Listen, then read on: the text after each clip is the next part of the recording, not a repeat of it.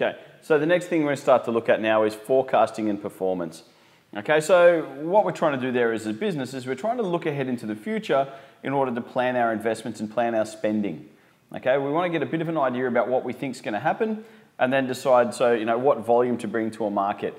How many products do we need to put out there? What's the need going to be? How are we going to make sure we're not overproducing and then finding out the market's not there, or finding out all of a sudden there's this massive market and we haven't made enough product, okay? Both of which are embarrassing, but for totally different reasons. So we're going to make sure that we don't end up in that position. All right, now, remembering that the future is not actually magically predictable, so there can be some changes and there will be some changes. So what we're really trying to do is to make an educated guess. Okay, we are guessing, but we're guessing based on facts and information that we can find. So in order to allow us to make the best possible decision and say, well, look, this is what we think is going to happen. So what we do is we start to think about a couple of different phases there to make sure we have the best guess possible. And the first stage is to start to think about what's the macroeconomics.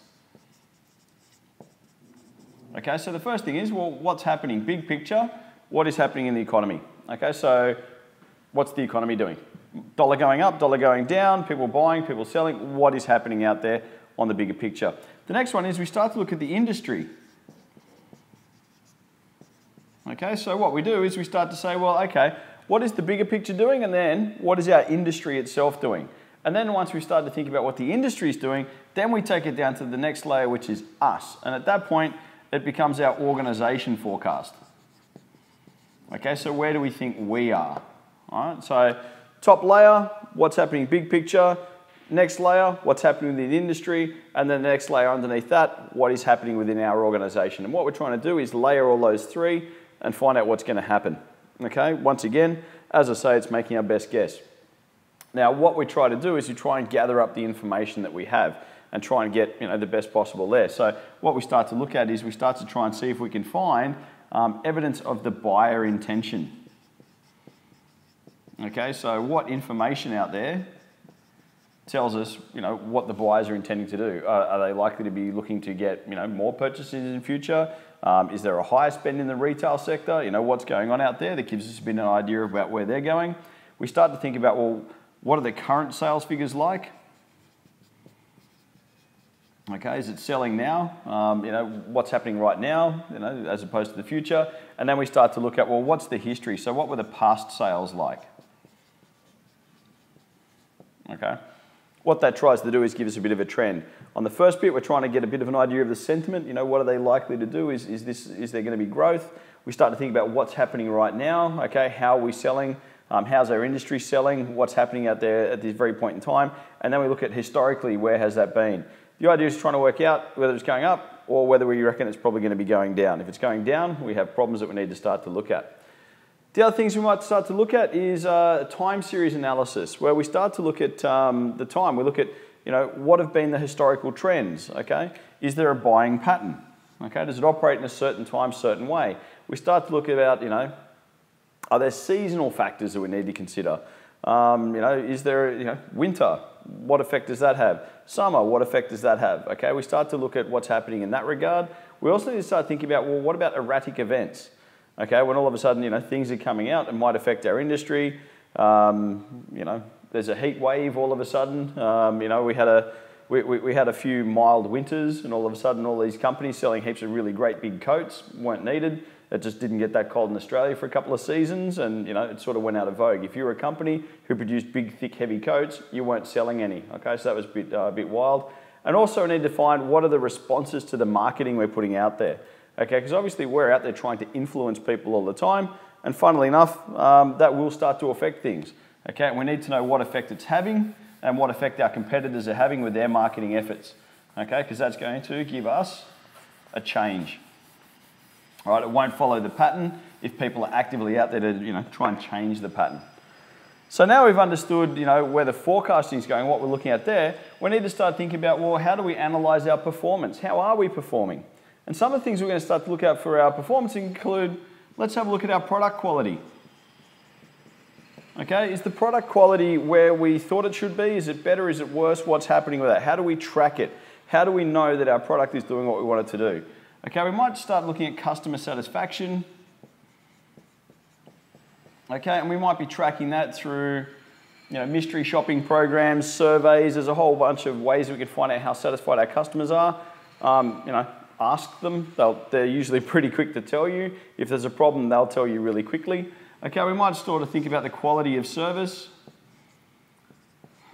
Okay, and that's another thing that we'll get feedback on, the quality of the services that we offer. We'll get some feedback on that pretty quickly. We can also observe, once again, engage mystery shoppers who can go out and test it on our behalf. Okay, and what that does is, if we're looking at those things, that usually provides us a basis of checking on what's happening in our marketing mix. Okay, we can usually check there. So we know our product, we know our price, we know our placement, we know the promotion methodologies. Those give us a few good ways to start to check that to make sure it's working. We can also start to look at performance targets. Okay, and what we're saying there with performance targets is we might be looking at things like sales figures to see whether people are achieving their sales figures for our organisations, particularly in our retail space. We might also start to look about, are there any performance gaps? Okay, what we expected versus what we got. Okay, what's the gap there? What's causing it? How is it being caused? What can we do about it? That becomes a thing there. But we also look at overperformance. Okay, overperformance is a thing that often doesn't really get looked at, which is where we're actually starting to do better than we planned. Because if we thought we had the right place and right promotion and right product, why did it sell beyond what we thought it was going to? Okay, have we actually missed something? We've actually underpriced ourselves or something bizarre like that. Right, so when we're starting to look at performance targets, which is really this broader group, we need to make sure that we're checking against the objective we set out to achieve. We need to make sure that we analyse them as soon as possible after the targets have been set in motion. So don't wait for 6 months to check it. Be checking it daily, weekly, monthly, whatever your target happens to be. Just make sure you're keeping a really tight grasp on what's happening, because if you need to change, you need to change in a hurry. So you need that nimbleness and the information available. And it also is. It has to be done on an ongoing basis. We can't just set a target, check it once every now and then, and just let it go on its way. We need to make sure that we're checking, because if we are starting to get gaps like this, the sooner we get in there, the less of an impact they've had. Okay, don't leave it till it's really created a huge performance gap for us. Make sure we're in there, and if we're overperforming, find out, well, why are we overperforming, okay? And what we want to do is we want to make sure that we're reviewing our achievements. Okay, we want to start asking those questions at the end, has our brand grown?